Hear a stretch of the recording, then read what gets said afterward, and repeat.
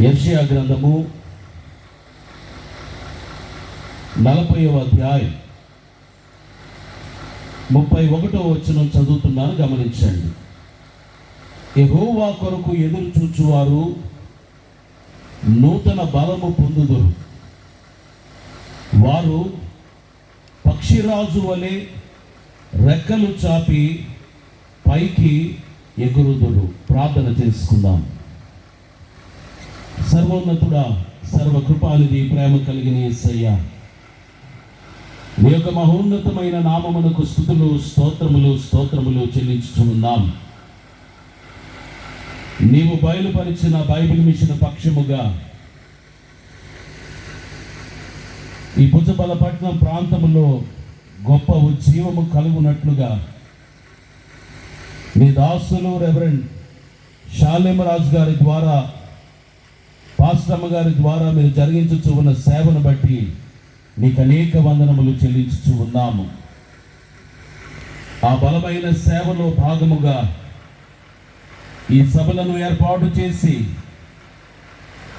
ఈ ప్రాంతంలో ఉన్న వారందరికీ నీ సువార్త వినిపింప చేయాలని గొప్ప ఉద్దేశముతో భారము వహించి ఈ సభలను జరిగించుచూ ఉండగా, నిన్నటి దినము సభను ఎంతో ఆత్మీయముగా, ఆశీర్వాదకరముగా, ఘనముగా జరిగించినందుకు నీకు స్తోత్రములు. ఈ రెండవ దినము సభలో నీ దీనదాసుని ఏ ఉద్దేశముతో ఇక్కడ నిలువబెట్టి ఉన్నావో ఆ నీ ఉన్నతమైన ఉద్దేశము నెరవేరునట్లుగా, నీ నామము ఘనపరచబడినట్లుగా,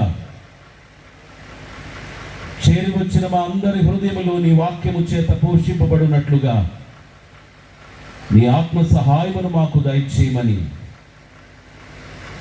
నీ వాక్యాహారము చేత మమ్మలను తృప్తిపరచమని మంచి బోధకుడు, ప్రాణప్రియుడైన యేసు నామములో వినయముతో వేడుకొనుచున్నాం పరమ తండ్రి, ఆమేన్. ప్రభునందు ప్రియులారా, యేసుక్రీస్తు ప్రశస్త నామములో మీకు కృప సమాధానము కలుగునుగాక, ఆమేన్. యేసుక్రీస్తు ప్రభు వారి యొక్క రెండవ రాకడ బహు సమీపముగా ఉన్నది. దాని కొరకై క్రైస్తవ సంఘము సిద్ధపడి కనిపెట్టుచూ ఉండగా, పరమగీతములో మనము చూచినట్లయితే, ఇదిగో నా ప్రియుని స్వరము వినబడుచున్నది, ఆయన వచ్చుచున్నాడు అని సిద్ధపడిన వధువు సంఘము తెలియచేయచ్చు ఉన్నది. రాకడ అనగానే మనకు జ్ఞప్తికి వచ్చే కొన్ని ప్రత్యేకమైన మాటలు ఉన్నాయి. రేప్చర్ అనే మాటను మనం జ్ఞాపకం చేసుకుంటాం. మధ్యాకాశము అనే మాటను జ్ఞాపకం చేసుకుంటాం. వరుడు అనే మాటను జ్ఞాపకం చేసుకుంటాం. వధువు అనే మాటను జ్ఞాపకం చేసుకుంటాం. సిద్ధపాటు అనే మాటను జ్ఞాపకం చేసుకుంటాం. ప్రభునందు ప్రియులారా, ఈ సిద్ధపాటును గురించి మనం ఆలోచన చేసినట్లయితే, ఆ సిద్ధపాటు ఎలా ఉండాలో, ఎలాగూ సిద్ధపడి ఆయనను ఎదుర్కోవాలో, ఆ విధానం ఏమిటో అర్థం కావడానికి బైబిల్లో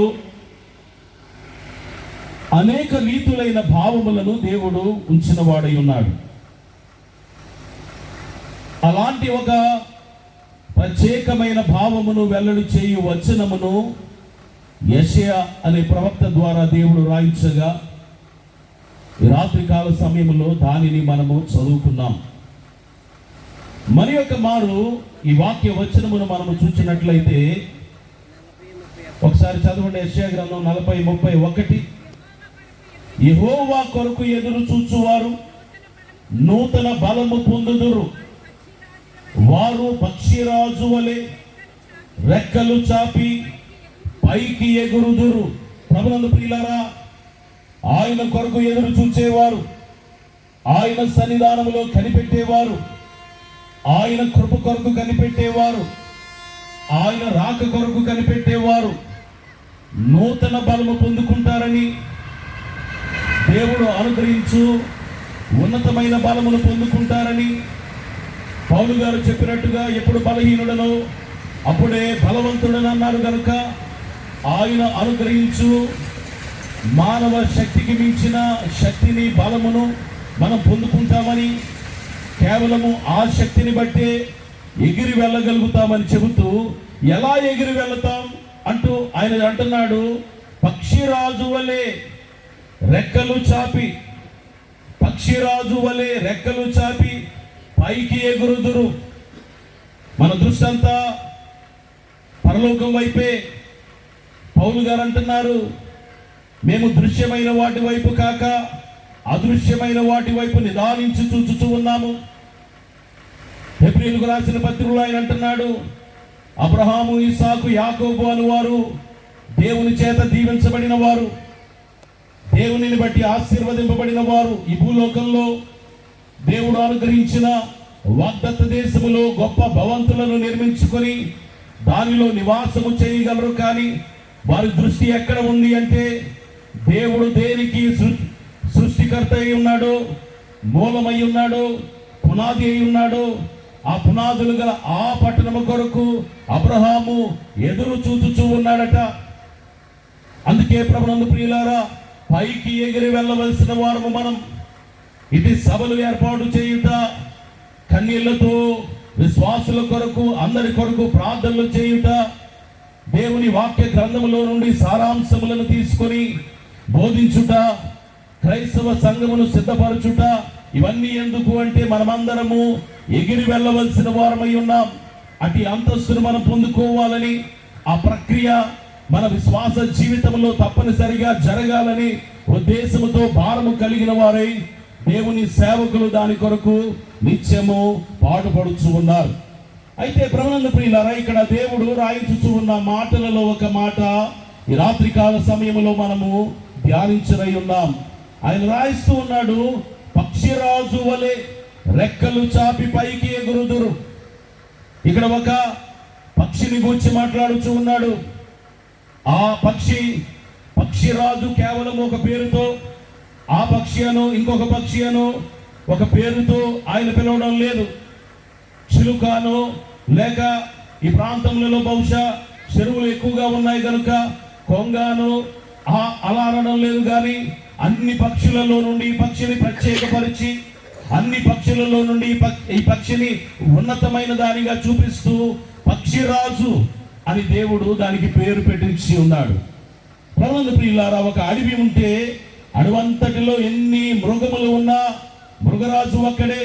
సింహం అలాగే పక్షులు ఎన్ని ఉన్నా కూడా, ఎంత విశేషముగా ఉన్నా కూడా, ఎంత సుందరముగా అవి కనబడుతూ ఉన్నా కూడా, ఎలాంటి లక్షణములు అవి కలిగి ఉన్నా కూడా, ఎన్ని రంగులుగా అవి కనబడుతూ ఉన్నా కూడా, అన్నిటిలో ప్రత్యేకమైన దానిగా ఈ పక్షి ఉన్నది అన్నట్టుగా పక్షిరాజు అనే రాజు అనే మాట సర్వోన్నతమైన మాట, బలమైన మాట, ఘనమైన మాట, అధికారము కలిగిన మాట. అలాంటి మాటను ఈ పక్షికి జోడించడంలో దేవుని యొక్క ఉద్దేశం ఏమై ఉంటుందో మన విషయంలో కూడా పేతురు గారు చెబుతూ ఉన్నారు. చీకటిలో నుండి ఆశ్చర్యకరమైన తన వెలుగులోనికి పిలిచిన వారి గుణాతిశయములు ప్రచురము చేయు నిమిత్తము మనము రాజులైన యాజక సమూహమై ఉన్నాం. మనము కూడా రాజుల వలె తయారు కావాలి. అందుకే ఆదామములను సృజించిన తర్వాత దేవుడు వారితో మాట్లాడుతూ చెప్పిన మాటల్లో మొట్టమొదటి మాటలో ఆయన అంటున్నాడు, మీరు ఫలించి అభివృద్ధి పొందాలి, భూమిని ఏలుబడి చేయాలి, ఏలికలుగా ఉండాలి అంటున్నాడు. దేవుని యొక్క అంతరంగ ఉద్దేశము ప్రతి మానవుడు రాజు వలె ఉండాలి. అందుకే ప్రభునందు ప్రియులారా, ఆలోచన చేయండి. ఈ పక్షిని గూర్చి కూడా దేవుడు అదే ఉద్దేశం కలిగిన వాడై ఉన్నాడు. ఎందుచేత ఈ పక్షి అన్ని పక్షుల నుండి ప్రత్యేకింపబడి ఉన్నతమైన స్థితిలో ఉన్నట్టుగా రాజుగా పిలువబడుచు ఉన్నది. దేవుని యొక్క ఉద్దేశం ఏమై ఉన్నది? ఈ పక్షి యొక్క జీవన విధానం ఏమిటి? ఈ పక్షి నేర్పించగలిగిన పాఠములేమిటి?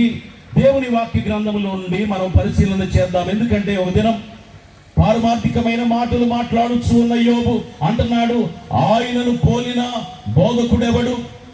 ఆయనను పోలిన బోధకుడెవడు? అందుకే తన సృష్టి ద్వారా ఆయన మాట్లాడగలడు, బోధకుల ద్వారా ఆయన మాట్లాడగలడు, సృష్టిలో జరిగే కార్యముల ద్వారా, కలుగుచూ ఉన్న మార్పుల ద్వారా ఆయన సూచనలను చూపించి దాని ద్వారా మాట్లాడగలడు.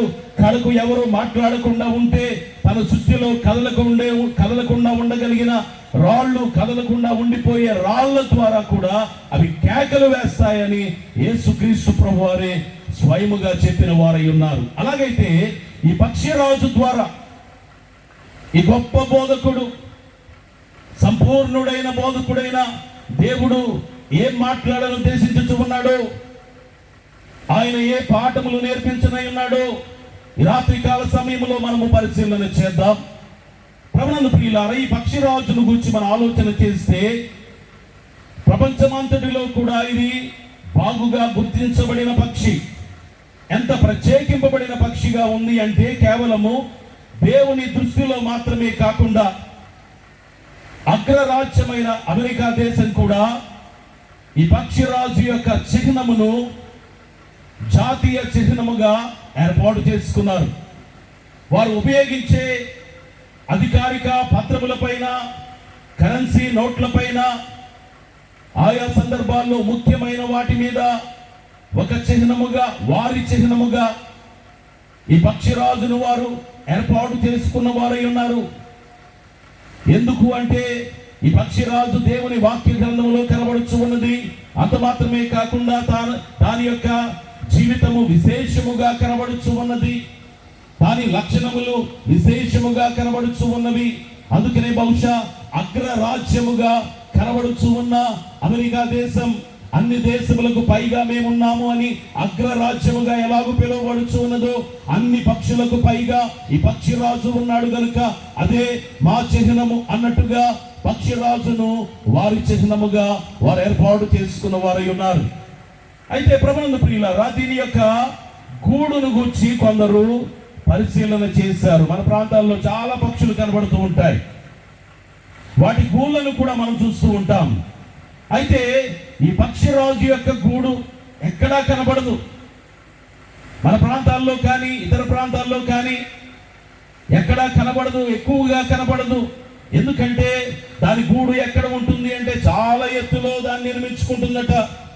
కొండలపై దాని గూడు ఉంటుంది. ఆ గూడు ఎలా ఉంటుందో చూడాలి. ఎందుకంటే అన్ని పక్షుల గూళ్ళు మనకు కనబడుతున్నాయి, అన్ని రకముల గూళ్ళు మనకు కనబడుతున్నాయి.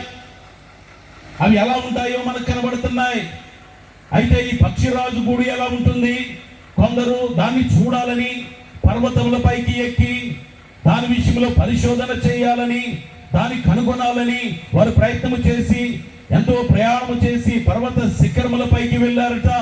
అలా వెళ్ళి చూడగా కొన్ని గూళ్ళను వారు కనుగొనగలిగారు. వాటిని పరిశీలన చేసి వారు చెప్పిన మాట ఏమిటి అంటే దాని గూడు 5 అడుగుల వెడల్పు ఉంటుంది. చిన్న గూడు కాదు, చాలా పెద్ద గూడు.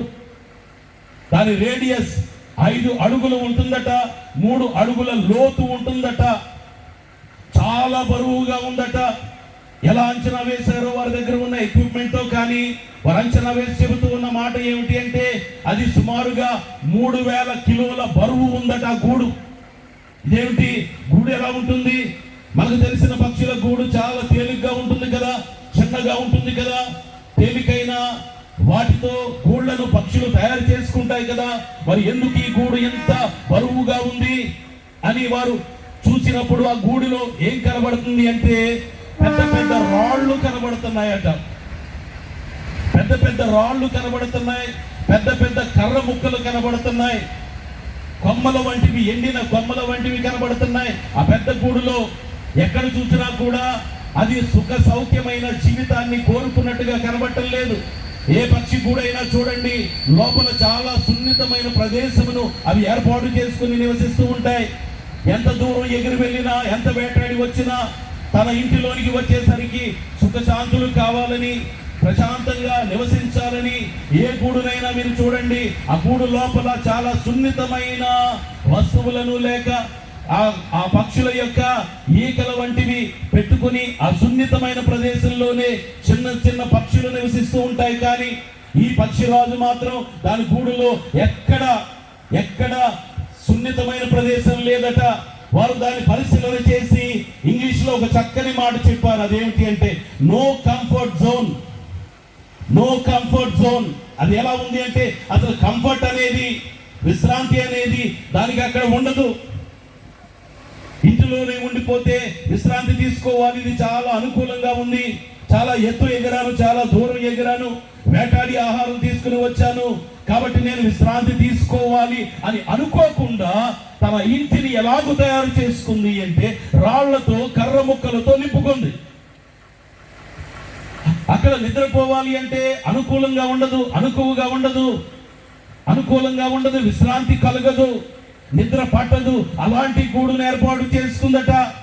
ప్రభునందు ప్రియులారా, ఆత్మీయంగా దీనిని గురించి మనం ఆలోచన చేయగలిగితే క్రైస్తవ విశ్వాసులమైన మనము కూడా, దేవుని భక్తులమైన మనము కూడా, దేవుని బిడ్డలమైన మనము కూడా విశ్రాంతి కోరుకునే వారంగా ఉండకూడని దినములివి. ఆయన రాకడ బహు సమీపముగా ఉండగా చురుకుదనము అనేది క్రైస్తవ సంఘము, వధువు సంఘం యొక్క లక్షణముగా కనబడుతూ ఉండగా మనము కూడా దేవుని పని చేస్తూనే ఉండాలి. పగలున్నంత వరకు నన్ను పంపిన వాని క్రియలు మనము చేయుచుండవలెను అంటున్నాడు కదా. అందుకే ఇప్పుడు అవకాశం ఉన్నంత వరకు నిత్యము అవిశ్రాంతముగా దేవుని పని చేస్తూనే ఉండాలి. సమయమందును అసమయమందును అన్నట్టుగా దేవుని పని మనం జరిగిస్తూనే ఉండాలి. అందుకే ప్రభునందు ప్రియులారా, మోషేను గురించి మనం ఆలోచన చేస్తే 40 సంవత్సరముల వయసులో ఒక ఆలోచన, ఒక యోచన, అందుకే యోచించి అంటుంది బైబిల్. ఏం యోచించాడట? తాను కలిగి ఉన్న ఆత్మీయమైన జ్ఞానమును బట్టి, తాను పొందుకున్న రాజ విద్యను బట్టి ఆలోచన చేసుకున్నాడు. తన తల్లి అయిన యొక్కెబెదు ఏం నేర్పించిందో ఆ పాఠములను జ్ఞాపకం చేసుకున్నాడు. నేను ఐగుప్తీయుణ్ణి అనుకుంటే సుఖ సౌఖ్యములే కనబడుతున్నాయి, భోగభాగ్యములే కనబడుతున్నాయి. కానీ ఏం కోరుకున్నాడు? దేనిని ఎంచుకున్నాడు అంటే దేవుని ప్రజలతో శ్రమ అనుభవించుట మేలు, క్రీస్తు విషయమైన నింద గొప్ప సంతోషమును కలిగిస్తుందని కోరుకున్నవాడై, ఎంచుకున్నవాడై ఉన్నాడు. అందుకనే గొప్ప భక్తుడయ్యాడు. అందుకనే దేవుని చేత ఎన్నుకోబడ్డాడు. అందుకే దేవుని చేత వాడుకోబడ్డాడు. అలాగనే నీవు నేను కూడా దేవుని బిడ్డలంగా జీవిస్తున్నావు. నా జీవితం చాలా సాఫీగా సాగిపోతుందండి, బాధలు లేవు, ఇబ్బందులు లేవు, నా పని నేను చేసుకుంటాను, చక్కగా విశ్రాంతి తీసుకుంటాను, ఆరోగ్యాన్ని కాపాడుకుంటూ ఉంటాను అంటే కుదరదు. దేవుని బిడ్డలమైన మనము దేనిని కోరుకోవాలి అంటే పనిని కోరుకోవాలి. అవిశ్రాంతముగా దేవుని పని చేయాలి, దేవుని కొరకు ప్రయాసపడాలి, భక్తి కలిగి జీవించడానికి ప్రయాసపడాలి, ప్రేమ కలిగి జీవించడానికి ప్రయాసపడాలి, దేవుని పని చేయడానికి ప్రయాసపడాలి. ఇది దేవుడు కోరుకుంటున్నాడు. ఈ తత్వము, ఈ లక్షణము ఈ పక్షిరాజు యొక్క గూడులో కనబడుచు ఉన్నది. అది ఏర్పాటు చేసుకున్న గూడులో కనబడుచు ఉన్నది ప్రియులారా. అందుకే నో కంఫర్ట్ జోన్. అసలు కంఫర్ట్ అనేది లేదు, దానికి రెస్ట్ అనేది ఉండదు. అలసిపోయి వచ్చిన కొంతసేపు అలసట తీర్చుకుని మరలా ఎగిరి వెళ్ళిపోవడమే, పని చేయడమే, వేటాడటమే, ఎత్తైన శిఖరములపైకి ఎగిరి వెళ్ళడమే, ఆకాశ విశాలములోనికి రెక్కలు చాపి ఎగిరి వెళ్ళడమే దాని పని. అలాగే నీవు నేను కూడా ఈ లోకములో దేవుని కొరకై ఇంకెంత ఎత్తుకు ఎగరాలో, ఇంకెంత ఉన్నతమైన ఆత్మీయ అంతస్తులను అధిరోహించాలో దాని కొరకై మనం ప్రయాసపడే వారంగా ఉండాలి. అందుకే ఒక దినం దావీదు అంటున్నాడు, నేను ఎక్కలేనంత ఎత్తైన కొండపైకి నన్ను ఎక్కించుము. చాలదిది, ఇంకా ఎత్తైన కొండపైకి నేను ఎక్కాలి. ఒక దినం దేవుడు మోషేతో ముఖాముఖిగా మాట్లాడుతున్నాడు, స్నేహితులతో మాట్లాడినట్టుగా మాట్లాడుతూ ఉన్నాడు. అయినా కూడా మరలా మోషే ఏం అడుగుతున్నాడు అంటే, దయచేసి నీ మహిమను నాకు చూపుము, ఈ సహవాసం, ఈ అంతస్తు నాకు చాలదు, ఇంకా నిన్ను గురించి నేను తెలుసుకోవాల్సిన విషయములు ఎన్నో ఉన్నాయి. ఎవరు చూడని నీ మహిమను నేను చూడాలని ఆశించుచూ ఉన్నాను అని దాని కొరకై ఎలా ఆశ కలిగిన వాడై ఉన్నాడు. సమయం వచ్చినప్పుడు దేవుని దగ్గర ఎలాగో వెల్లడి చేసిన వాడై ఉన్నాడు. కడుకు దేవుని యొక్క వెనుక పార్శ్వమును ఎలాగో చూడగలిగాడు. అలాగూ నీవు నేను కూడా ప్రార్థన వచ్చు, ఇది చాలండి, ప్రార్థనాపరుడుగా ఉన్నాను చాలు అనుకోవడం కాదు. నేను దేవుని మాటలు బోధించగలగాలి, సువార్త ప్రకటించగలగాలి, అందరిలో సాక్షిగా ఉండగలగాలి, దేవుడిచ్చే వరములను పొందుకోవాలి, ఇంకా దేవునిలో ఎదగాలి, ఇంకా దేవుని కొరకు పని చేస్తూ ఉండాలి, దేవుని కొరకు ప్రయాసపడుతూ ఉండాలి అని మనం ఆలోచన చేయవలసిన వారమై ఉన్నాం. ఎందుకంటే మనలో అనేక మంది ఆదివారం క్రైస్తవులంగా మిగిలిపోతూ ఉన్నాం. అందుకే భక్తులు అంటున్నాడు, we are part time Christians demanding a full time God. మనము పార్ట్ టైం క్రిస్టియన్స్ గా ఉంటున్నాం. ఆదివారం మాత్రమే క్రైస్తవులం, కానీ దేవుడు మాత్రం వారమంతా మనల్ని కాచి కాపాడాలి, కునుకుగా నిద్రపోక మనల్ని కాపాడుతూ ఉండాలి. ఇది మన ఉద్దేశం, ఇది మన కోరిక. కానీ మనం మాత్రం ఆదివారం క్రైస్తవులమే. ఇలా కుదరదు. అవిశ్రాంతముగా మన కొరకు మన పనులు, మన జీవనం కొరకు మన పనులు ఎలాగో చేసుకుంటామో అలాగూ ఆత్మీయమైన పనిలో కూడా అవిశ్రాంతముగా మనము సాగిపోవాలని ఈ పక్షిరాజు మనకు తెలియచేయుచున్నవాడై ఉన్నాడు. అంత మాత్రమే కాదు కానీ ప్రభునందు ప్రియులారా, ఈ పక్షిరాజు యొక్క నివాసం ముందు మనం చెప్పుకున్నట్టుగా చాలా ఉన్నతమైన స్థలములో, ఎంత ఎత్తులో ఉంటుంది అంటే సామాన్యమైన పర్వతముల మీద అది కనబడదట దాని గూడు. దాని నివాసం ఎక్కడ ఉంటుంది అంటే చాలా ఎత్తైన శిఖరముల పైనే దాని నివాసం, దాని గూడు. దాని గూడును కనుగొనాలని సామాన్యమైన ఎత్తులో మనం ప్రయత్నం చేస్తే దాని గూడు కనపడదు. ఎంత ఎత్తులో ఉంటుంది దాని గూడు అంటే దేవుని వాక్యమే తెలియజేస్తూ ఉంది. ఉపద్యా గ్రంథం 1వ అధ్యాయం 4వ వచనం చదువుకుందాం. 1:4. పక్షిరాజు గూడంత ఎత్తున నివాసము చేసుకొని నక్షత్రములలో నీవు దాని కట్టినను, అచ్చట నుండి నేను నిన్ను క్రింద పడవేతును. ఇదే యెహోవా వాక్కు. యెహోవా చెబుతూ ఉన్న మాట ఏమిటి? ఉపద్యా అనే ప్రవక్త ద్వారా దేవుడు పలికించుతూ ఉన్న మాట ఏమిటి అంటే పక్షిరాజు గూడంత ఎత్తున నివాసము చేసుకొని నక్షత్రములలో నీవు దాని కట్టినను. అంటే ఎక్కడ ఉంటుంది దాని గూడు అంటే నక్షత్రములలో ఉంటుందట. నక్షత్రములలో ఉంటుంది. నక్షత్రములు ఎంత ఎత్తుగా ఉంటాయో అంత ఎత్తున దాని గూడు ఉంటుందని దేవుడే తెలియజేస్తూ ఉన్నాడు. అందుకే పక్షిరాజు గూడంత ఎత్తున నివాసము చేసుకుని నక్షత్రములలో నీవు దాని కట్టినను. నక్షత్రములలో కట్టుకున్నట్టుగా కట్టుకుంటుందట దాని గూడు. నక్షత్రములలో కట్టుకున్నట్టుగా కట్టుకుంటుంది. మనం చూస్తే ఆ ఎత్తులో చూస్తే నక్షత్రములలో ఈ పక్షిరాజు కూడా ఒక నక్షత్రమా అన్నట్టుగా కనబడుతుందేమో. అంత ఎత్తులో ఉంటుందట, అంత ఎత్తులో ఉంటుందట. మరి ఒక మాట మనం చూసినట్లయితే సామెతల గ్రంథం 30వ అధ్యాయం 18వ వచనంలో కూడా కనబడుతుంది. చూడండి 30:18. నా బుద్ధికి మించినవి 3 కలవు, నేను గ్రహింపలేనివి 4 కలవు. అవేమనగా అంతరిక్షమున పక్షిరాజు జాడ. చాలండి, ఎక్కడ ఎగురుతుందట? అంతరిక్షం. ఇది ఇంకా ఉన్నతమైన మాటగా కనబడుతుంది. నక్షత్రములు ఎక్కడ ఉంటాయో, ఈ పాలపుంత ఎక్కడ ఉంటుందో అక్కడ అది ఎగురుతూ ఉంటుందట. అందుకే గెలాక్సీ అంటున్నాడు, నక్షత్రములలో అంటున్నాడు, అంతరిక్షము అంటున్నాడు. అది ఎక్కడ ఎగురుతుందంటే అంతరిక్షములో ఎగురుతుంది. దాని నివాసం ఎక్కడ అంటే నక్షత్రములలో ఉంటుంది. చాలా ఉన్నతంగా ఉంటుంది. అన్ని పక్షులు క్రింద నివాసము చేస్తూ ఉంటే, చెట్లపై వాటి గోళ్లను ఏర్పాటు చేసుకుంటూ ఉంటే, లేక పర్వతముల మీదకి ఎక్కి వెళ్ళినా కూడా అన్ని పర్వతముల కంటే ఎత్తుగా ఉన్న శిఖరములపై పక్షిరాజు దాని గూడును ఏర్పాటు చేసుకుంటుందట. నక్షత్రములతో కలిసిపోయినట్టుగా ఉంది దాని గూడు. నక్షత్రములతో కలిసిపోయినట్టుగా ఉంది దాని గూడు అంటే ప్రభునందు ప్రియులారా, ఆలోచన చేయండి. దాని గూడు ఎక్కడ ఉంది అంటే పరలోకములకు దగ్గరగా ఉన్నట్టుగా, ఆకాశములకు దగ్గరగా ఉన్నట్టుగా, దేవునికి దగ్గరగా ఉన్నట్టుగా, పరలోక రాజ్యములకు దగ్గరగా ఉన్నట్టుగా దాని గూడు కనబడుచు ఉన్నది. అందుకే చాలా చక్కని మాట, నక్షత్రములలో దాని గూడు కనబడుతుంది. నక్షత్రములలో దాని గూడు. దానియేలు గ్రంథంలో అంటున్నాడు, ఎవరు అనేకులను దేవుని తట్టు తిప్పుదురో వారందరూ ఎలా ఉంటారట? ఆకాశమందలి నక్షత్రముల వలె ప్రకాశించెదరు. దాని నివాసం ప్రకాశమానమైన నక్షత్రంగా ఉన్నట్టుగా అంటున్నాడు. నక్షత్రముల మధ్య దాని గూడు ఉంటే ఆ వెలుగు ఎలా ఉంటుందో, ఆ ప్రకాశమానమైన స్థితి ఎలా ఉంటుందో, పరలోక రాజ్య సంబంధమైన వెలుగును కలిగిన గూడుగా ఆ గూడు కనబడుతూ ఉంటే ఆ గూడు ఎంత ప్రత్యేకంగా ఉంటుందో, అందుకే ఎవరు దాన్ని కనుగొనలేరు. అది ప్రత్యేకమైన గూడుగా ఉంది.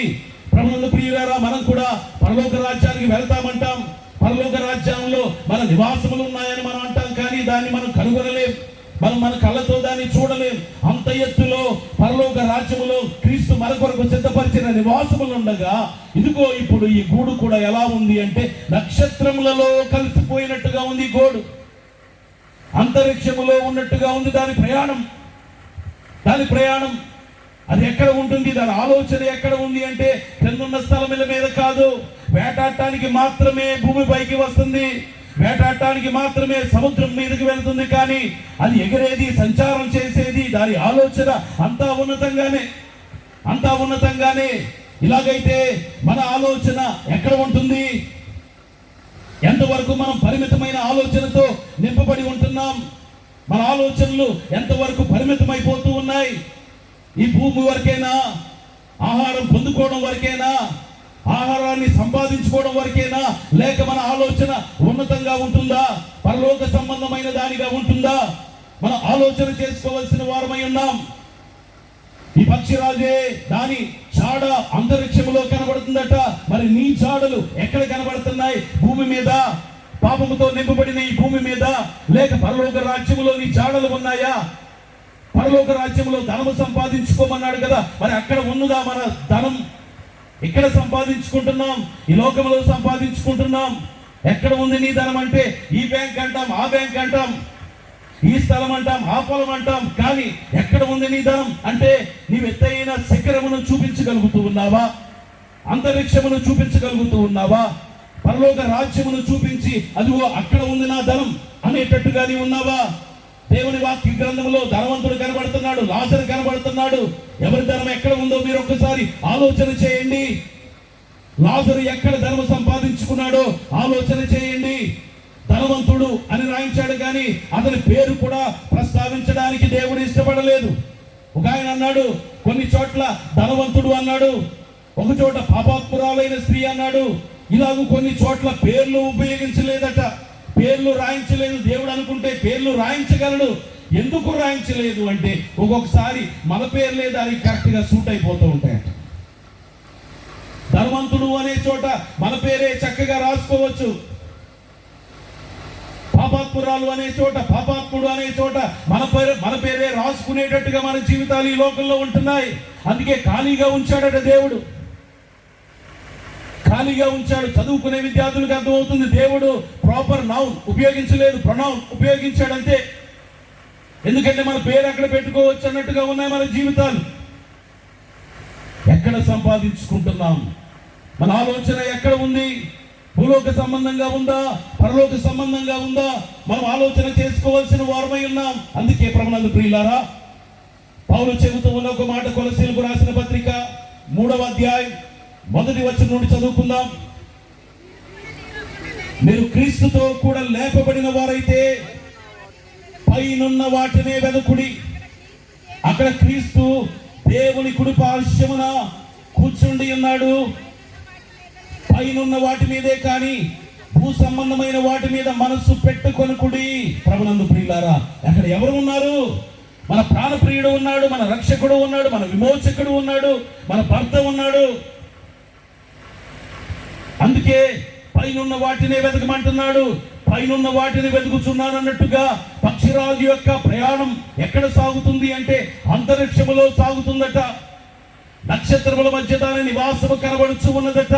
మరి నీ నివాసం అశాశ్వతమైన నివాసమును గురించి నేను మాట్లాడటం లేదు, కానీ శాశ్వతమైన నిత్య జీవమును గుర్చిన నివాసం నువ్వు సంపాదించుకున్నావా? ఏర్పాటు చేసుకున్నావా? అర్హత సంపాదించుకున్నావా? రక్షింపబడ్డావా? ఆలోచన చేయండి. ఆయన అంటున్నాడు, మీకు స్థలము సిద్ధపరచ వెళ్ళుచున్నాను అన్నాడు. అండ మాత్రమే కాదు, నా తండ్రి ఇంత అనేక నివాసములు కలవు, లేని ఎడల మీతో చెప్పుదును. ఆయన ఉద్దేశం ఏమిటి అంటే అందరూ వచ్చేయాలి, అందరూ స్వతంత్రించుకోవాలి, అందరూ పరలోక రాజ్య వారసులు కావాలి. అది ఆయన ఉద్దేశం. అందుకే లేని ఎడల మీతో చెప్పుదును. లేకపోతే 100 మంది రండి, 1000 మందే రండి, 1,00,000 మందే రండి, 1,00,00,000 మందే రండి అని పరిమితి చేసేవాడేమో. కానీ ఏమంటున్నాడు? లేని ఎడల మీతో చెప్పుదును, అందరూ రావాలి. అందరికీ ఆహ్వానం, అందరి కొరకు సిద్ధపరిచాడు, అందరిని ఉద్దేశంలో కలిగి ఉన్నాడు, అందరి ఎడల ప్రేమ కనపరుస్తూ ఉన్నాడు, అందరూ రక్షింపబడాలని ఆయన కోరుచూ ఉన్నాడు. అందుకే మన దృష్టి ఈ లోకంలో జీవిస్తున్నాం. పక్షిరాజుల వరే ఎప్పుడో ఎగిరి వెళతామనే ఉద్దేశం, ఎప్పుడో అప్పుడు చూద్దాంలే అనుకోవడం కాదు. ఎగరడం నేర్చుకోవాలి కదా, ఆలోచన కలిగి ఉండాలి కదా, ఆ ప్రాధాన్యతలు కలిగి ఉండాలి కదా. మొదట ఆయన నీతిని, ఆయన రాజ్యమును వెతకమన్నాడు కనుక ఆయన రాజ్యమును కూర్చిన ఆలోచన, ఆయన రాజ్యం ఎలా ఉంటుందో, ఎక్కడ ఉంటుందో, ఎంత ప్రత్యేకింపబడిన దానిగా ఉంటుందో, ఎంత ఉన్నతంగా ఉంటుందో దానిని కూర్చిన ఆలోచన ముందుగానే మనం కలిగి ఉండాలి కదా. అలాగైతే పక్షిరాజు యొక్క నివాసం నక్షత్రములలో ఉన్నట్టుగా ఉంది. దాని చాడలు ఎక్కడ కనబడుతున్నాయి? అంతరిక్షములో కనబడుతూ ఉన్నాయి. మరి మన ఆలోచనల చాడలు ఎక్కడ ఉన్నాయి? మన నివాసం ఎక్కడ ఉంది? ఒకసారి ఆలోచన చేసుకోవాలని దేవుని సేవకునిగా మీకు మనవి చేయించు ఉన్నాను. అలాగే రెండవదిగా మనం చూసినట్లయితే ఈ పక్షిరాజు యొక్క ప్రత్యేకతలలో ఒక ప్రత్యేకత దాని బిడ్డలను పెంచే విధానం. పిల్లలు పుట్టిన తర్వాత వాటిని పోషించడానికి శ్రేష్టమైన ఆహారమే పెడుతుందట. అది వేటాడినప్పుడు ఎలా వేటాడుతుంది అంటే బ్రతికి ఉన్న వాటినే వేటాడి తీసుకుని వచ్చి పెడుతుంది. కానీ కళేబరముల పైకి వెళ్ళి వాటిని తీసుకుని వచ్చి పిల్లలకు పెట్టదు, అది తినదు. శ్రేష్టమైన ఆహారమే పెడుతుందట. శ్రేష్టమైన ఆహారమే, అది వేటాడి తెచ్చిన శ్రేష్టమైన ఆహారమే పిల్లలకి పెడుతుంది. ప్రభునందు ప్రియులారా, మనము కూడా మన పిల్లలను ఎలా పోషిస్తున్నాం? మంచి ఆహారం పెడతామంటే ప్రోటీన్ ఉన్న ఆహారం పెడదాం. హాస్టల్లో జాయిన్ చేస్తే అక్కడ మంచి ఆహారం పెడతారు. లేకపోతే పిల్లలకు ఏది ఆరోగ్యకరమో వైద్యులు ఏం చెబుతున్నారో అలాంటి మంచి ఆహారం మేము పెడతాం. ఎందుకంటే మా బిడ్డలు ఆరోగ్యవంతులై ఉండాలి. ఇది శరీర సంబంధమైన ఆరోగ్యం అయితే మరి ఆత్మ సంబంధమైన ఆరోగ్యం కలిగిన వారిగా మన బిడ్డలు ఉన్నారా? ఆత్మానుసారంగా పోషింపబడుచున్న బిడ్డలుగా ఉన్నారా? మరి ఆత్మలు ఎలా ఉన్నాయి? ఏ వయసులో ఏ ఆహారం పెట్టాలో మనం కనుగొని పెడతాం కదా. అలాగైతే ఆత్మానుసారంగా ఆలోచన చేసి ఏ వయసును బట్టి ఏ ఆత్మీయ అంతస్తు కలిగిన వారిగా మన బిడ్డలు ఉండాలో ఆలోచన మనం చేస్తూ ఉన్నామా? అదైతే శ్రేష్టమైన ఆహారమే తెచ్చి పెడుతుందట. అన్నిటికంటే శ్రేష్టమైన ఆహారము దేవుని వాక్యం. అట్టి ఆహారముతో మన బిడ్డలను పోషించగలుగుతూ ఉన్నామా? ఆలోచన చేసుకోవలసిన వారమై ఉన్నాం. శ్రేష్టమైన ఆహారమునే పెడుతుందట. అది మాత్రమే కాదు, కానీ ఏం చేస్తుంది అంటే దాని పిల్లలను రెక్కల మీద ఎక్కించుకొని గాలిలో ఎగిరి వెళుతూ ఉంటుంది. దాని పిల్లలను రెక్కల మీద ఎక్కించుకుని గాలిలో ఎగిరి వెళుతూ ఉంటుందట. మనము కూడా మన వెంటే మన బిడ్డలను ఉంచుకుంటూ ఉంటాం. ఎక్కడికి వెళ్ళినప్పుడు అంటే ఆదివారం ఆరాధనలో చూస్తే తల్లి కనబడితే తండ్రి కనబడ్డు, తండ్రి కనబడితే తల్లి కనబడదు, తల్లిదండ్రులు కనబడితే బిడ్డలు కనబడరు, బిడ్డలు కనబడితే తల్లిదండ్రులు కనబడరు. కానీ దాని రెక్కల మీద అది ఏం చేస్తుందట? దాని పిల్లలను ఎక్కించుకుని ఎగిరి వెళ్ళిపోతూ ఉంటుంది. ఇప్పుడు పక్షిరాజు రెక్కలు చాపి ఎగిరి వెళ్ళగలదు. మరి బిడ్డలు ఎలా నేర్చుకోవాలి ఎగరడం? అందుకే అది చేసే పని ఏమిటి అంటే దాని గూడు దగ్గరలో ఒక చిన్న గూడు నిర్మిస్తుందట బిడ్డల కోసం. అందులోని నివాసం చేస్తాయి. ఆహారం తీసుకుని వచ్చి వాటిని పోషిస్తూ ఉంటుంది. ఆయా సమయాల్లో అవసరం అనుకున్నప్పుడు వాటిని రెక్కల మీద ఎక్కించుకుని తీసుకుని వెళుతుంది. బాగానే ఉంది ఇంతవరకు. మరి అవి ఎప్పుడు నేర్చుకుంటాయి ఎగరడం? అవి ఎప్పుడు నేర్చుకుంటాయి? ఎలా నేర్పిస్తుందో కూడా బైబిల్ తెలియజేస్తుంది. దేవుని వాక్య గ్రంథంలో ఒక మాటను చూద్దాం. ద్వితీయోపదేశ కాండం 32వ అధ్యాయం 11వ వచనం చదువుకుందాం. పక్షిరాజు తన గూడు రేపి తన పిల్లల పైని అల్లాడుచు రెక్కలు చాపుకొని వాటిని పట్టుకొని తన రెక్కల మీద వాటిని మోయినట్లు యెహోవా వారిని నడిపించెను. దేవుడు ఎలా నడిపిస్తాడో వివరిస్తూ ఇక్కడ దేవుడు తెలియజేస్తూ ఉన్నాడు. ఏమిటి అంటే పక్షిరాజు తన గూడును రేపుతుందట.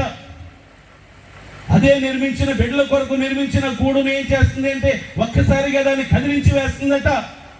కదిలించి వేయగానే అప్పటి వరకు ఉన్న పిల్లలు ఆ గూడులో నుండి కిందకి పడిపోతాయి. ఎక్కడ ఉంటాయి ఈ గూడులు అంటే ఎత్తైన శిఖరముల మీద ఉంటాయి కనుక లోయలోనికి అవి పడిపోతూ ఉంటాయి. పడిపోతూ అప్పటి వరకు తల్లి ఎగరడం చూచాయేమో, తల్లి రెక్కల మీద ఉండి అన్ని గమనించాయేమో, ఇతర పక్షిరాజులు ఎగరడం చూచాయేమో. అవి ఏం చేస్తాయంటే వాటి రెక్కలను చాపడం మొదలు పెడతాయట. వాటి రెక్కలను చాపడం మొదలు పెడతాయి. ఆ రెక్కలు చాపి అవి కూడా ఎగురుతాయి. ఒకవేళ ఏదైనా ఒక పక్షి రెండు పక్షులు రెండు పిల్లలు ఎగరలేక అవి పడిపోతే మరలా ఏం చేస్తుందట, తన పిల్లల పైన అల్లాడుచు రెక్కలు చాపుకొని వాటిని పట్టుకొని తన రెక్కల మీద వాటిని మోస్తుంది. మరలా తీసుకుని వచ్చి గూడులో పెడుతుంది. మరలా 2 దినములాగి మరలా దాని గూడును రేపుతుందట. ఎలాగైనా ప్రతి పిల్ల కూడా ఎగరడం నేర్చుకోవాలి. ఎంతకాలం రెక్కల మీద ఎక్కి ఎగురుతాయి. పెద్దవైన తర్వాత కూడా తల్లి రెక్కల మీదే ఉండి ఎగరాలంటే, తండ్రి రెక్కల మీదే ఉండి ఎగరాలంటే కష్టం. వాటంతట అవి ఎగరడం నేర్చుకోవాలి. వాటంతట అవి గాలిలో ఎగరడం నేర్చుకోవాలి. వాటంతట అవి అంతరిక్షములో ఎగరడం నేర్చుకోవాలి. వాటంతట అవి పెద్దవై నక్షత్రములలో గోళ్లను నిర్మించుకోవాలి. ఈ తర్ఫీదంతా అదే ఇస్తుందట. అందుకే దాని కొరకు ఏం చేస్తుందంటే గూడును రేపుతుంది. అదే నిర్మించింది బిడ్డల కొరకు గూడును. కానీ ఇక ఈ గూడు వద్దు, మీ అంతటా మీరే ఎగరడం నేర్చుకోవాలి.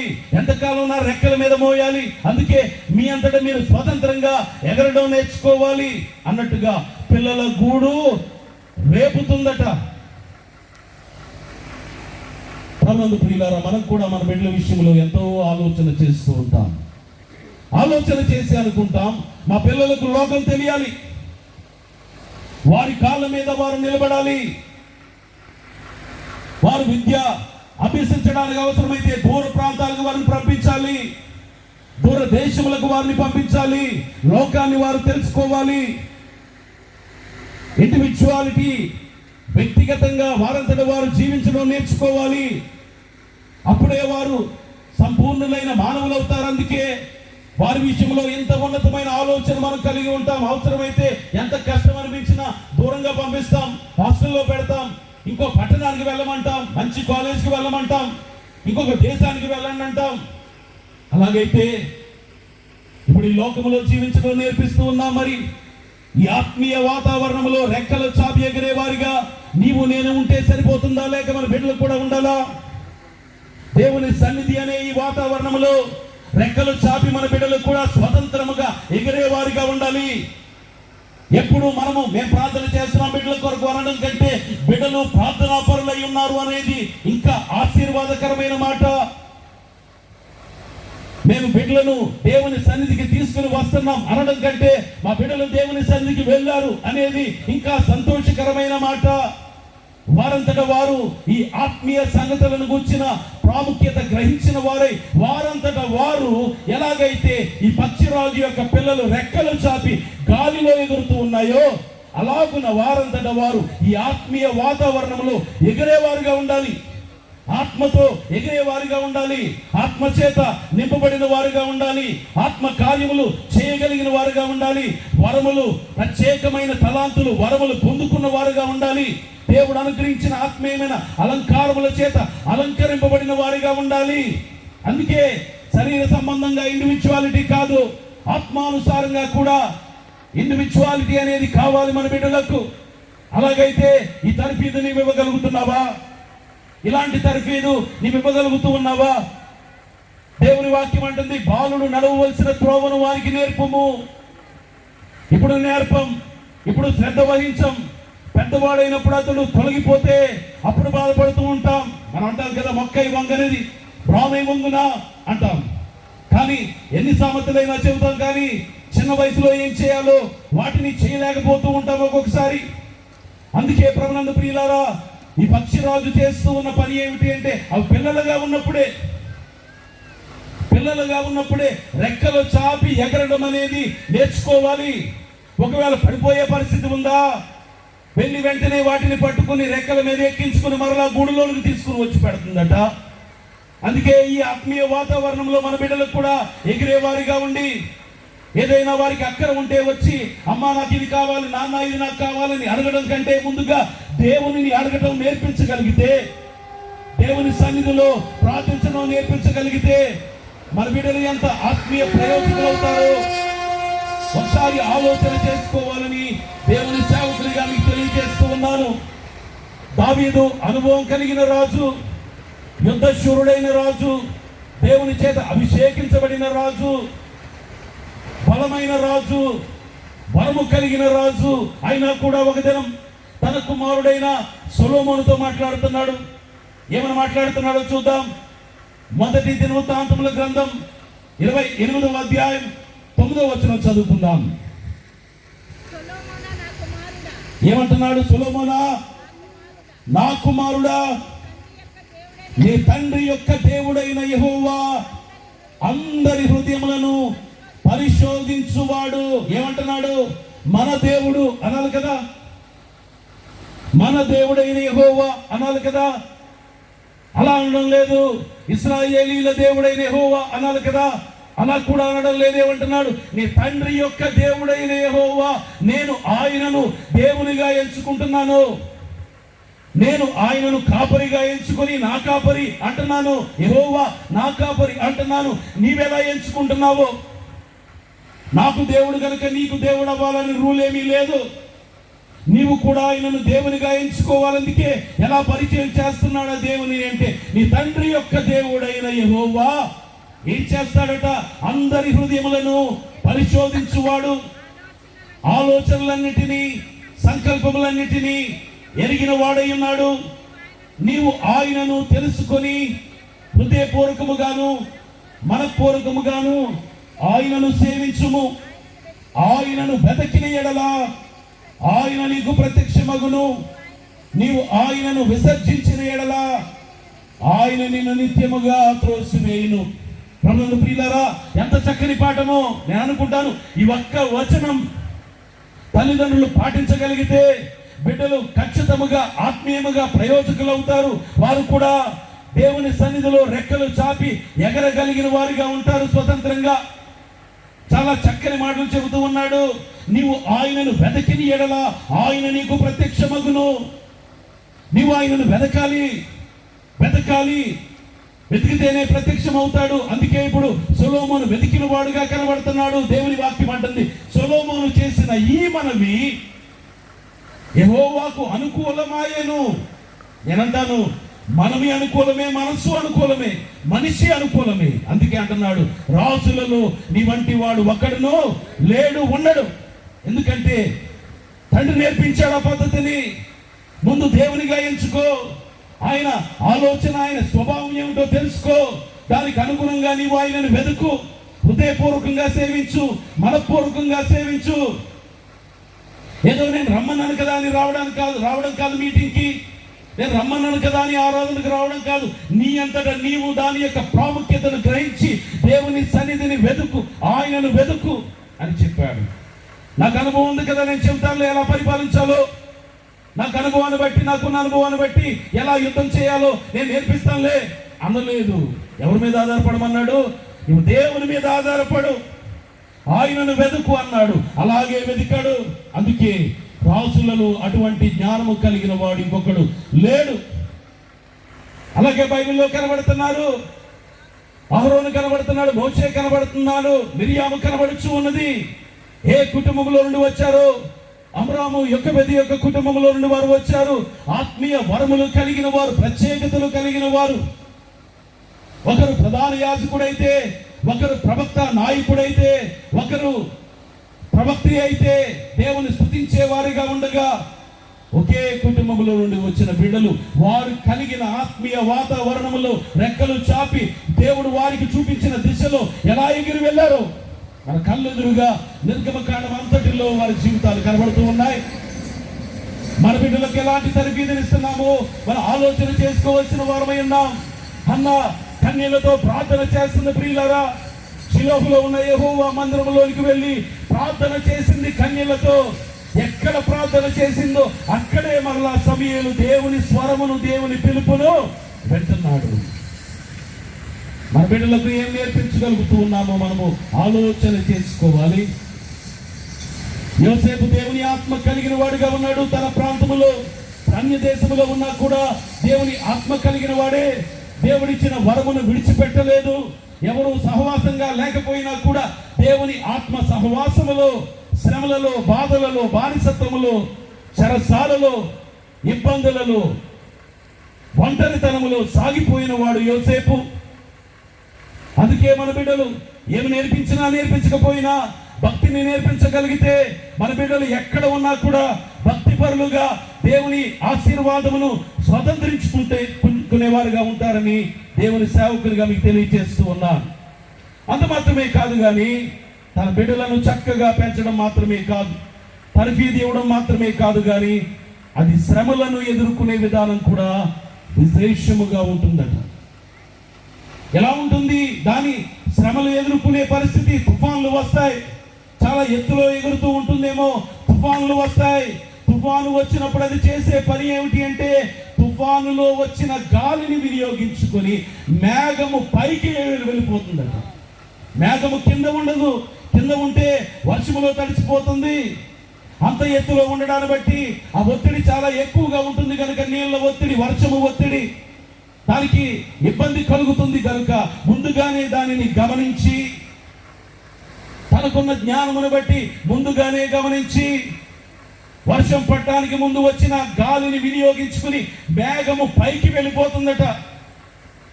మేఘము పైకి వెళ్ళిపోతుంది. ఇప్పుడు తుఫాను వల్ల ఏ హాని ఉండదు. అంతరిక్షంలో ఎగిరే అనుభవం ఉంది కనుక ఆ పైన ఎగురుతూ ఉంటుంది రెక్కలు చాపి.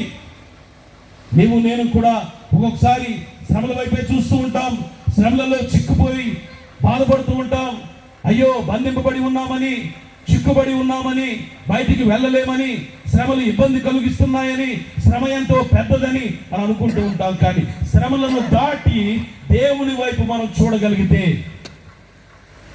శ్రమలకున్న బలము కంటే ఎక్కువ బలము కలిగిన బలవంతుడైన దేవుని వైపు మనం చూడగలిగితే ఎలాంటి శ్రమనైనా మనం ఎదుర్కోగలుగుతామని ఈ పక్షిరాజు మనకు నేర్పించుతూ ఉన్నాడు. అందుకే ప్రభువుల ప్రియులారా, మేఘము పైకి ఎగరడం మనం నేర్చుకోవాలి. శ్రమలలో ఉండిపోయి, శ్రమలలో నలిగిపోయి లోకం వైపు చూస్తూ లోక సంబంధమైన పరిష్కారములను వెతుకుచూ ఈ లోకములో మిగిలిపోవడం కాదు కానీ శ్రమలకు మించి దేవుని వైపు చూస్తూ, దేవుని శక్తి వైపు చూస్తూ, ఆయన వైపు చూస్తూ పైకి ఎగిరి వెళ్లే వారంగా మనం ఉండాలని ఈ పక్షిరాజు తెలియచేయచ్చు ఉన్నాడు. అంత మాత్రమే కాదు కానీ ఈ పక్షిరాజు ఆయా సమయాల్లో సర్పముతో పోరాడుతూ ఉంటాడట. సర్పముతో పోరాడుతూ ఉంటాడు. సర్పంతో పోరాడాలి అంటే ఈ భూమి మీద సర్పం చాలా బలము కలిగిన దానిగా ఉంటుంది. కాటు వేస్తే ఆ విషమును బట్టి పక్షిరాజు చనిపోయే అవకాశం ఉంటుంది. అందుకే ఏం చేస్తాడట, దాని కాళ్లతో ఈ సర్పమును పట్టుకొని గాలిలోనికి ఎగిరిపోతాడు. గాలిలోనికి ఎగిరిపోతే ఇప్పుడు గాలిలో ఈ సర్పం దాన్ని అది కాపాడుకోవడానికే ప్రయత్నం చేస్తూ ఉంటుంది కానీ పక్షిరాజుకు ఏ హాని చెయ్యలేదట. ఒక మాటలో చెప్పాలి అంటే యుద్ధ రంగము ఈ నేల అయితే, భూమి అయితే యుద్ధ రంగాన్ని మార్చి వేరొక యుద్ధ రంగంలోకి తీసుకుని వెళ్ళి సర్పముతో ఈ పక్షిరాజు పోరాడుతూ ఉంటుందట. ప్రభువునందు ప్రియులారా, దేవుడు మనకు ఒక యుద్ధ రంగాన్ని దయచేశాడు. ఈ లోకంలో ఎన్ని శ్రమలు వచ్చినా, ఎందరూ శత్రువులు దండెత్తి వచ్చినా, అపవాదే దండెత్తి వచ్చినా దేవుడు మనకు ఒక ప్రత్యేకమైన యుద్ధ రంగాన్ని ఏర్పాటు చేశాడు. అది దాని బ్యాటిల్ ఫీల్డ్ మార్చేస్తుందట, యుద్ధ రంగాన్ని మార్చేస్తుందట. గాలిలోనికి తీసుకుని వెళ్ళిపోతే ఇప్పుడు సర్పం నన్ను నేను కాపాడుకోవాలి, ముందు నేను కింద పడిపోతే ఏమైపోతానో, గాలిలో నేనున్నాను అనుకొని దాన్ని అది కాపాడుకోవడానికే ప్రయత్నం చేస్తుంది కానీ పక్షిరాజుకు ఏ హాని చేయలేదు. అలాగే నీవు నేను కూడా ఎలాంటి శ్రమ వచ్చినా, ఎలాంటి శత్రువు వచ్చినా దేవుని సన్నిధి అనే యుద్ధ రంగంలోనికి దాన్ని తీసుకుని వెళ్ళగలిగితే, ఆ సమస్యను తీసుకుని వెళ్ళగలిగితే, ఆ శ్రమను తీసుకుని వెళ్ళగలిగితే, దేవుని సన్నిధి అనే యుద్ధ రంగంలో మన పక్షమున విజ్ఞాపనము చేసే విజ్ఞాపనకర్త ఉన్నాడు. మరణమును జయించిన సర్వశక్తిమంతుడు ఉన్నాడు. మనలను ప్రేమించే తండ్రి ఉన్నాడు. తన అద్వితీయ కుమారుని మన కొరకు అర్పించిన తండ్రి ఉన్నాడు. అన్నిటినీ జయించగలిగిన ఆత్మ అక్కడ ఉన్నాడు. మనల్ని సర్వసత్యములోనికి నడిపించి తన శక్తితో నింపగలిగిన ఆత్మ అక్కడ ఉన్నాడు. కాబట్టి ఇంతమంది సహాయం, దేవదూతల సహాయం మనకుంటుంది. అందుకే ఎలాంటి శ్రమైనా కానీ, ఎంతటి శత్రువైనా కానీ నీవు యుద్ధ రంగాన్ని మార్చి దేవుని సన్నిధి అనే యుద్ధ రంగంలోనికి నీవు ఆ సమస్యను, ఆ శ్రమను, ఆ ఇబ్బందిని, ఆ వ్యాధిని, ఆ బాధను నీవు తీసుకుని వెళ్ళి అక్కడ పరిష్కారాన్ని వెతుకు, అక్కడ పోరాటం ప్రారంభించు. అందుకే పౌలు గారు అంటున్నారు, మా యుద్ధోపకరణములు శరీర సంబంధమైనవి కావు. అవి శరీర సంబంధమైనవి కావు. అవి ఎంత బలమైనవి అంటే దేవుని ఎదుట దుర్గములను సహితము పడద్రోయగలిగినంత శక్తి గలవి. అంత శక్తి ఉంది ఆ యుద్ధోపకరణములతో. ఆ యుద్ధ రంగంలో అంత శక్తిని మనం పొందుకుంటాం. దేవుని సహాయం మనకుంటుంది. అందుకే లోకానుసారమైన ప్రయత్నముల కంటే, పరిష్కారముల కంటే ఈ ప్రత్యేకమైన యుద్ధ రంగంగా కనబడుచు ఉన్న దేవుని సన్నిధానములో మనము యుద్ధమును చేయగలిగితే, మోకాళ్ళు చేయగలిగితే, దేవుని నామమున చేయగలిగితే తప్పక విజయమును ఈ పక్షిరాజు వలె మనం పొందుకుంటామని మనము గమనించవలసిన వారమై ఉన్నాం. ప్రభునందు ప్రియులారా, అంత మాత్రమే కాదు కానీ పక్షిరాజు యొక్క జీవితంలో ఒక ప్రత్యేకమైన దశ ఉన్నదట. ఒక ప్రత్యేకమైన దశ ఉన్నది. ఆ దశను గురించి కూడా బైబిల్ ప్రస్తావిస్తూ ఉంది. దేవుని వాక్య గ్రంథములో 103వ దావీదు కీర్తన 5వ వచనం చదువుకుందాం. పక్షిరాజు యవనము వలె నీ యవనము క్రొత్త దగుచుండునట్లు మేలుతో నీ హృదయమును తృప్తిపరచుచున్నాడు. పక్షిరాజు యవనం క్రొత్తగా అవుతుందట. యవనం క్రొత్తది అవడం ఏమిటి? బహు వివరముగా వివరించడానికి సమయం లేదు కానీ క్లుప్తంగానే ఈ అంశమును మీకు తెలియజేస్తాను, గమనించండి. ప్రభునందు ప్రియులారా, ఈ పక్షిరాజు దాని వయస్సు 40 సంవత్సరములు వచ్చేసరికి అది బలహీనపడుతుందట. అప్పటి వరకు యవన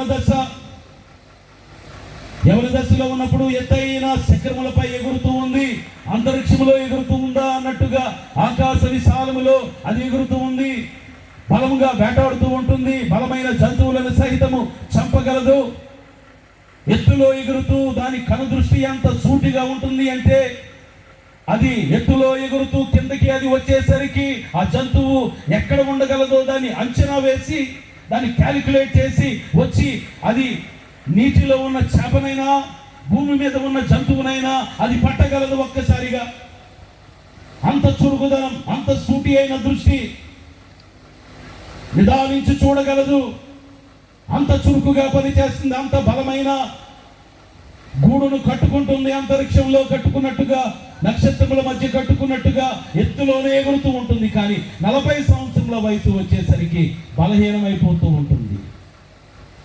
బలహీనమైపోయి ఏదైనా బరువైన దాన్ని పట్టుకోవాలంటే గోళ్ళు బలహీనపడిపోతాయట. ఆహారం తినాలంటే సూటిగా ఉండే ముక్కు వంకరిగా అయిపోతూ ఉంటుందట. కొన్ని చిత్రాల్లో మనం చూస్తాం కదా, వంకరిగా ఉంటుంది ముక్కు. ఇంకా వయసు పెరుగుతూ ఉంటే దాని రెక్కలు బరువెక్కిపోయి చాపి ఎగరలేని పరిస్థితి, బరువెక్కిపోతాయట రెక్కలు.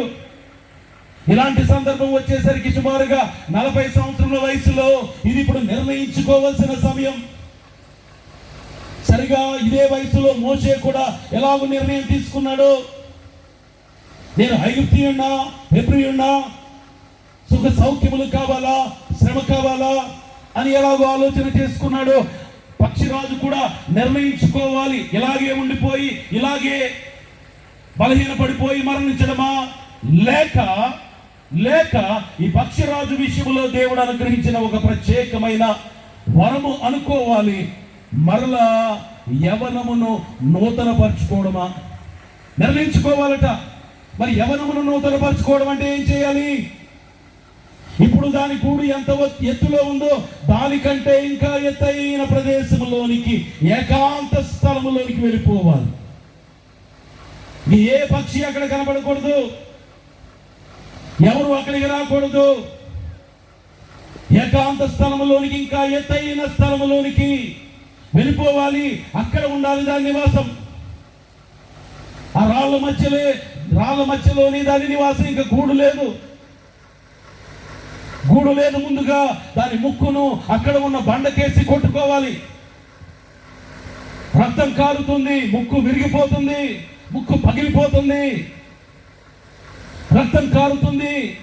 అలాగే ముక్కు ఊడిపోయే వరకు ఆ బండకేసి కొట్టుకోవాలట. అలాగే కొట్టుకుంటుంది. ముక్కు ఊడిపోయి మరలా కొద్ది దినములకు క్రొత్త ముక్కు వస్తుంది. ఈ ప్రక్రియ అంతా 150 దినములు జరుగుతుందట. 150 దినములు ఆహారం పుచ్చుకోదిక యవ్వనమును నూతన పరుచుకునే ప్రక్రియ జరుగుతూ ఉంటుంది. అందుకే ముక్కు కొత్తగా వచ్చిన తర్వాత ఆ ముక్కుతో దాని గోళ్ళు పీక్కుంటుందట. దాని గోళ్ళు పీక్కుని కొత్త ముక్కుతో తన ఈకలన్నీ, శరీరంపై ఉన్న ఈకలన్నీ లాగేసుకుంటుంది. ఎలా కనబడుతుంది అంటే రక్తపు ముద్దగా అయిపోతుందట. రక్తపు ముద్దగా మారిపోతుంది. ఆహారం తినదు. వేరొక పక్షి వచ్చి పెట్టాలని ప్రయత్నం చేసిన ఆహారం కూడా ముట్టుకోదట. దీక్ష పూనినట్టు ఈ ప్రక్రియ జరగాలి. ఎలాగైనా నా యవ్వనము నూతన పరచబడాలి. ఇంకొక 30 సంవత్సరములు ఆయుష్ను నేను పొందుకోవాలి. అలాగైతే ఇప్పుడు శ్రమ పడవలసిందే. 40 సంవత్సరములలో మరణించి మిగిలిపోకుండా ఇంకా వయసును పొడిగించుకునే పని, ఆ ప్రక్రియ యవ్వనమును నూతన పరుచుకునే పని నేను చేయాలి అన్నట్టుగా రక్తపు ముద్దగా మారిపోతుంది. క్రొత్త ముక్కుతో గోళ్ళు పీకేసింది, క్రొత్త ముక్కుతో ఈకలన్నీ పీకేస్తుంది. ఇప్పుడు శరీరం అంతా రక్తపు ముద్దగా అలా పడి ఉండి ఆ ఎండకు, వర్షమునకు అలాగే పడి ఉంటుంది. ఆ వాతావరణం అంతట్లో నెమ్మదిగా కాళ్లకు గోర్లు వస్తాయి, శరీరంపై క్రొత్త ఈకలు వస్తాయి. 150 దినములు పూర్తయ్యేసరికి మరలా యవ్వనం, మరలా 15-20 సంవత్సరముల వయసులోకి వచ్చేసారా అన్నట్టుగా నూతన శక్తి అదే దేవుడు రాయిస్తున్నాడు. యెహోవా కొరకు ఎదురు చూచువారు నూతన బలము పొందుదురు అన్నాడు కదా. ఇప్పుడు నూతన బలముతో నింపబడుతుందట. నూతన బలముతో నింపబడి ఇప్పుడు రెక్కలు చాపుతుంది. రెక్కలు చాపి ఎగరడం మొదలు పెట్టిందంటే గతములో ఎగిరిన ఎత్తు కంటే ఇంకా ఎత్తుకు ఎగిరి అది సంతోషిస్తుందట, వేటాడుతుందట, బలమైన దానిగా మారుతుందట, నూతన బలముతో నింపబడుతుందట. ఇది దాని యొక్క యవ్వనము నూతన పరచబడటం అంటే. ఈ ప్రక్రియ జరగాలి అంటే ఎక్కడికి వెళ్ళాలి? ఏకాంత స్థలములోనికి వెళ్ళాలి. నేను ఒక్కదానినే, నా దేవుడు నేను అన్నట్టుగా మోషే ఎలాగూ ఏకాంత స్థలములోనికి వెళ్ళాడో, సీనాయి పర్వతం పైకి వెళ్ళి 40 దివారాత్రములు ఎలాగూ దేవునితో సహవాసము చేసి ఉన్నాడో, అలాగున ఈ పక్షిరాజు కూడా ఏకాంత స్థలములో ఉండాలి, ఏకాంత స్థలములో గడపాలి. ఈ ప్రక్రియ అంతా జరగాలి. ప్రభునందు ప్రియులారా, ఆలోచన చేయండి. నీవు నేను కూడా ఏదో అందరితో కలిసి, సంఘముతో కలిసి, కుటుంబంతో కలిసి, నా స్నేహితులతో కలిసి, నా సహవాసములో ఉన్న వారితో కలిసి నా భక్తి జీవితం సాగిపోతుంది అంటే కుదరదు. నీవు దేవుడికి ఒంటరిగా దొరకాలి. ఒంటరిగా ఆయన సన్నిధానంలో నీవు గడపాలని ఆయన కోరుచూ ఉన్నాడు. ఆయన నిన్ను వెతుకుచూ ఉన్నాడు. అందుకే ప్రభునందు ప్రియులారా, నీవు 150 దినములుగా జరిగే ఈ ప్రక్రియ ఎలాగూ పక్షిరాజు యొక్క యవ్వనమును నూతన పరిచిందో అలాగున మనము కూడా బలపరచబడాలి, నూతన పరచబడాలి. అందుకే అబ్రహామును దీవించిన దేవుడు ఒక దినం అబ్రహామును గురించి మాట్లాడుతున్నాడు. ఒక మాట చూద్దాం. యెషయా గ్రంథం 51వ అధ్యాయం 2వ వచనం చదువుకుందాం.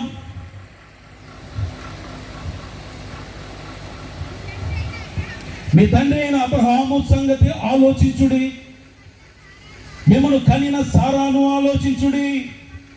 అతడు ఒంటరి అయి ఉండగా నేను అతని పిలిచి తిని, అతనిని ఆశీర్వదించి, అతనిని పెక్కుమంది అగునట్లుగా చేసి తిని. ఒంటరిగా ఉండగా నేను అతని పిలిచి తిని. యబ్బోకు రేవు దగ్గర ఒంటరిగా ఉన్నాడు. బేతేలులో ఒంటరిగా ఉన్నాడు. యాకోబు ఒంటరిగా ఉన్నాడు. ప్రభునందు ప్రియులారా, నీవు నేను కూడా అందరితో పాటు నా జీవితం సాగిపోతుంది అంటాం కాదు. నేను నా దేవుడు సహవాసము కలిగి ఉన్న దినములెన్ని.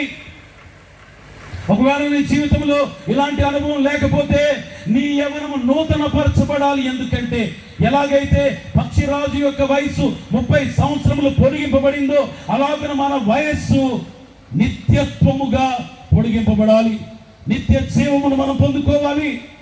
అలాగూ నిత్య జీవాన్ని మనం పొందుకోవాలి అంటే మన యవ్వనం, ఆత్మీయ యవ్వనము కూడా నూతన పరచబడాలి. అలాగూ నూతన పరచబడాలి అంటే ఈ పక్షిరాజు ఎలాగూ ఏకాంత స్థలములోనికి వెళ్ళాడు, ఎత్తైన స్థలములోనికి వెళ్ళాడు, అలాగున నీవు నేను కూడా ఒంటరిగా దేవునితో గడపవలసిన వారమై ఉన్నాం. అంత మాత్రమే కాదు కానీ ఈ 180 దినముల పాటు రక్తసిక్తమైన మాంసపు ముద్దగా కనపడే ఈ పక్షిరాజు ఎగరలేదు, ఏమీ చేయలేదు. ఒక్కటే అది బ్రతికున్నదని చెప్పడానికి ఒక్కటే సూచన అంట. ఏమిటి అంటే అది మూలుగుతూ ఉంటుందట. అది మూలుగుతూ ఉంటుంది. మరి మనము దేవుని సన్నిధానంలోనికి వెళ్ళి ఏకాంతముగా మూలగలుగుతూ ఉన్నామా? మూలుగుతూ ఉన్నామా? ప్రార్థించుతూ ఉన్నామా? ఈ ఆత్మలో నుండి మూలుగు వచ్చుచున్నదా? ఈ ఆత్మీయ చింతన కలిగి ఉన్నామా? ఈ ఆత్మ యొక్క విమోచనము కొరకు ప్రార్థించుతూ ఉన్నామా? ఈ ఆత్మ పరమాత్మ కొరకు ఎదురు చూచుతూ ఉండగా ఈ శరీరం ఎంతవరకు సహకరించుతూ ఉన్నది మనం ఆలోచన చేసుకోవాలి. అందుకే ఒంటరిగా నీవు కావాలంటున్నాడు దేవుడు. ఒక్కొక్కసారి ఒంటరిగా నిన్ను ప్రత్యేకపరుస్తాడు, ఒంటరిగా నిన్ను ఉంచుతాడు, ఏకాంత స్థలములోనికి బలవంతంగా నడిపించినట్టుగా నడిపిస్తాడు. యాకోబు ఎలాగూ తన ఇంటి నుండి పారిపోయి బేతేలుకు వచ్చాడు. 20 సంవత్సరాలు కష్టపడి భార్య బిడ్డలను, దాసీలను, పశువులను సంపాదించుకున్న యబ్బోకు రేవు దగ్గరికి వచ్చేసరికి ఒక్కడే ఎలాగూ మిగిలిపోయాడు. ఎలాగూ పెనుగులాడాడు అలాగూ నీవు నేను కూడా దేవునితో పెనుగులాడాలి. పక్షిరాజు ఎలాగూ పెనుగులాడుతూ ఉందో, మాంసపు ముద్దగా మారి ఎలాగూ పెనుగులాడిందో అలాగూ నీవు నేను కూడా దేవునితో పెనుగులాడే వారంగా ఉండాలి. ఇది దేవుడు కోరుకుంటూ ఉన్నాడు. అప్పుడే నీకు నిత్య జీవం, అప్పుడే నీ ఆయుష్ 30 సంవత్సరములు కాదు, 100 సంవత్సరములు కాదు, 1000 సంవత్సరములు కాదు, నిత్య జీవం అనే ఆయుష్ను నీకు ఇవ్వడానికి ఆయన సిద్ధముగా ఉన్నాడు. అందుకే సాధారణమైన భక్తి వద్దు. అన్ని పక్షుల్లో ఒక పక్షిగా ఈ పక్షి లేదు. ఇది పక్షిరాజు. నీవు నేను కూడా అబ్రహాము వంటి విశ్వాసం కావాలి అంటే, దావీదు వలె దేవునికి ప్రియమైన వారంగా కావాలి అంటే, ఏలియా వలె రోషము కలిగిన వారంగా మనం ఉండాలి అంటే, అబ్రహాము సంతాన స్వభావం అంటుంది దేవుని వాక్యం. అలాంటి స్వభావం కలిగిన వారుగా ఉండాలి అంటే మనం కూడా ఏకాంత స్థలములోనికి వెళ్ళాలి. దేవుని సన్నిధానములో మూలగాలి. అందుకే దేవుని వాక్యంలో పౌలు గారు అంటున్నారు, చూడండి, ఈ మూలుగును ఎరిగిన పౌలు రోమీయులకు రాసిన పత్రిక 8వ అధ్యాయం 23వ వచనం చదువుకుందాం. అంతేకాదు ఆత్మ యొక్క ప్రథమ ఫలములను నొందిన మనము కూడా దత్తపుత్రత్వము కొరకు, అనగా మన దేహము యొక్క విమోచనము కొరకు కనిపెట్టుచు మనలో మనము మూలుగుచున్నాము. మనము కూడా మూలుగుచు ఉన్నాం. ఈ దేహము నుండి విమోచింపబడి ఈ ఆత్మ పరలోక రాజ్యంలోనికి వెళ్ళాలని, ఎవరు దీనికి సృష్టికర్తో ఆ సృష్టికర్త యొద్దకు వెళ్ళిపోవాలని, ఆయనలో ఏకమైపోవాలని ఈ ఆత్మ మూలుగుచు ఉన్నది. మరి మనలో ఉందా మూలుగు? మనలో ఉందా ఆశ? మనలో ఉందా ఆసక్తి? ఆలోచన చేయండి ప్రియులారా. మనము నూతన పరచబడాలి. పౌలు గారు అంటున్నారు, కొరింథీయులకు రాసిన 2వ పత్రిక 4వ అధ్యాయం 16వ వచనంలో ఆయన అంటున్నాడు, చూద్దాం. మేము అధైర్యపడము, మా బాహ్య పురుషుడు కృషించుచున్నను, ఆంతర్య పురుషుడు దినదినము నూతన పరచబడుచున్నాడు. బాహ్య పురుషుడు బలహీనమైపోతాడు, ఈ శరీరం బలహీనమైపోతుంది, కానీ ఆంతర్య పురుషుడు, ఈ అంతరంగం, ఈ మనస్సు, ఈ ఆత్మ, దేవుని యొద్ద నుండి వచ్చిన ఆత్మ నేల మంటితో నరుని సృజించి వాని నాసికారంధ్రములోనికి జీవవాయువును ఊదగానే నరుడు జీవాత్మ అయ్యాడు. ఈ జీవాత్మ ఆ జీవాధిపతిలో నుండి వచ్చింది కనుక మరలా అక్కడికే వెళ్ళిపోవాలి. అందుకే ఈ ఆంతర్య పురుషుడు దినము నూతన పరచబడుచున్నాడట. మన భక్తి ఇలాగే ఉందా? ఇలాగే ఉందా? వయసు పెరుగుతుందండి, శరీరం బలహీనపడుతుందండి అంటాం. మరి ఆత్మ ఎలా ఉంది? ఆత్మ ఎలా ఉంది అంటే అలాగే ఉందండి, ఏ మార్పు లేదంటే కుదరదు. ఆత్మ బలహీనపడుతుందంటే కుదరదు. ఈ ఆంతర్య పురుషుడు, ఈ ఆత్మ దినము బలపడుతూనే ఉండాలి, బలపడుతూనే ఉండాలి. ఒకవేళ బలహీనంగా ఉందా, ఈ దినమే నిర్ణయం తీసుకో, ఈ సభలోనే నిర్ణయం తీసుకో. ప్రభువా, ఏకాంత స్థలములోనికి నేను వస్తాను, ఈ పక్షిరాజు వచ్చినట్టుగా. ఎత్తైన స్థలములోనికి నేను వస్తాను, మోషే వచ్చినట్టుగా. నీతో ఏకాంతముగా గడుపుతాను. ఏ రూపమును నాకు ఇస్తావో, ఏ నూతన శక్తితో నన్ను నింపుతావో, ఏ నూతన జీవమును నాకు ఇస్తావో, ఏ వరమును నాకు ఇస్తావో, ఏ ప్రకాశమానమైన స్థితిని నాకు ఇస్తావో, ఇంకా ఎత్తులో ఎగురునట్లుగా పక్షిరాజును బలపరిచినట్టుగా నా యవనమును, నా ఆత్మను ఎలాగూ నూతన పరుస్తావో, నీ సన్నిధానంలో నేను వస్తానని తీర్మానము చేసుకోనండి ప్రియులారా. ఈ పక్షిరాజు అనేకమైన పాఠములను మనకు నేర్పిస్తూ ఉండగా, నీవు నేను కూడా సామాన్యమైన విశ్వాసుల వలె కాకుండా, ఒక దినం అన్యులైన వారు అంటున్నారు అబ్రహాముతో, అయ్యా నీవు మా మధ్య మహారాజు అయి ఉన్నావు అంటున్నారు. నీవు నేను కూడా ఈ లోకములో రాజులమై ఉండాలి, రాజులమై ఉండాలి, అధికారము కలిగిన వారంగా ఉండాలి. భూపతులకు అధిపతి అయిన, రాజులకు రాజు అయిన, ప్రభువులకు ప్రభు అయిన క్రీస్తు బిడ్డలమని రాజుల వలె లోకంలో జీవించగలగాలి. అందుకే పక్షి రాజు వలె నీవు నేను కూడా విశ్వాసుల విషయంలో మనమైతే రాజుల వలె జీవిస్తూ ఈ లోకంలో అధికారము కలిగిన వారమై ఫలిస్తూ, నూతన పరచబడుతూ, వృద్ధి చెందుతూ, విస్తరిస్తూ దేవుని రాజ్య వ్యాప్తి కొరకు ప్రయాసపడదాం. ఆయన రాక కొరకు సిద్ధపడదాం. పక్షి రాజు యవనం నూతన పరచబడినట్లుగా ఆయన రాక కొరకు మనము కూడా వధువు వలె సిద్ధపడదాం. వధువును చూడగానే ఏమనిపిస్తుంది? కొత్తగా కనబడుతుంది అనిపిస్తుంది. అలాగూ మనము కూడా అలంకరింపబడి, నూతన బలముతో నింపబడి, పక్షి రాజు వలె ఎగిరి వెళ్ళిపోయే వారంగా నూతన రూపమును పొందుకుందాం, నూతన అంతస్తులను అధిరోహిద్దాం, నూతన శక్తితో నింపబడదాం. అటు ఆశీర్వాదము, దీవెన దేవుడు మన ఎల్లరకు అనుగ్రహించును గాక. ఆమేన్.